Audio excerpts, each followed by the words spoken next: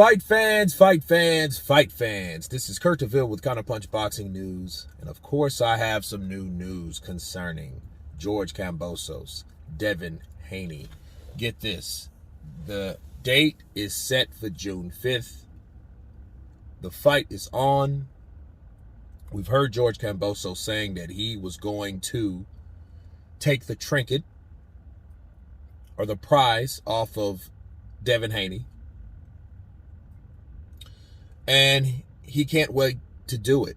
On top of him saying that, hey, yeah, I'm going to make him the best thing since sliced bread. I'm going to build him up, and then, when I take it from him, then I'll be the best thing, which is one of the smartest things that you could ever do. You upsell your product, okay? You promote your product. That's like you promote your competitor, And as soon as you beat them, you will be better than that person that you promoted. You will be that much better because you did something, that supersedes whatever your opponent or your competitor has done. And this is all because of Vasyl Lomachenko and his duty and his honor to his country. That's why I did that video first and then this one now.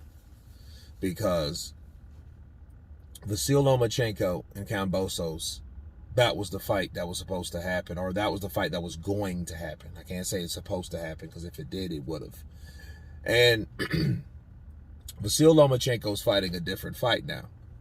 He's fighting in a war that he wants to be a part of, that concerns his country, that's in his backyard, that it's something that supersedes any sport.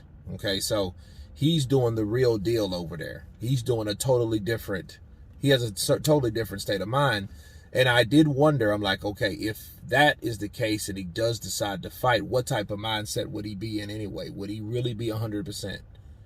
And if anybody that fought any of those fighters, what type of mindset do you expect him to be in? Do you expect him to be more motivated because they're in a war-torn country right now? The country's torn apart. You know what I mean? Or would you expect him to be distracted, to a certain degree and not fighting at 100%? So if you do beat them, what type of credit would you get from them? So that's the things I thought of. I'm like, okay, well, shit, how good will they be training under these conditions anyway? So, but back to Devin Haney. I think Devin Haney deserves it. Even though I would love to see either fight. My thing is, if George Kambosos picked an easy pick'ems fight, I would have totally blasted him and counterpunched him out of this world, because you can't be looking at Vasyl, Devin, Ryan, and then pick Kevin.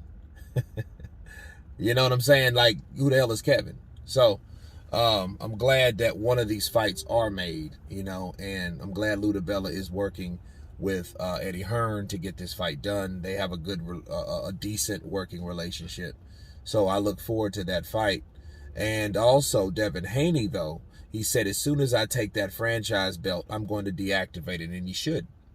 That's what you call empowerment. That's when you really, your winnings can make an influence over the corruption of the sanctioning body. And that franchise championship status or whatever was a smokescreen. It was a vehicle to only line pockets of Mauricio in them. Okay, it just created chaos and confusion. It didn't mean anything, So I think it didn't do anything but confuse everything else. But of course everybody knows my take on Mauricio and why he did that. He did that so he can create another stream of revenue for his organization, So, but Devin Haney deactivating it, I like to see it. Even though if he leaves, it could be picked right back up. You know what I mean? Because somebody else would want that title. Like, let's say Shakur Stevenson goes there. He would probably fight for it. Maybe, maybe not. Depends on what he does with Valdez. But the fight set, people.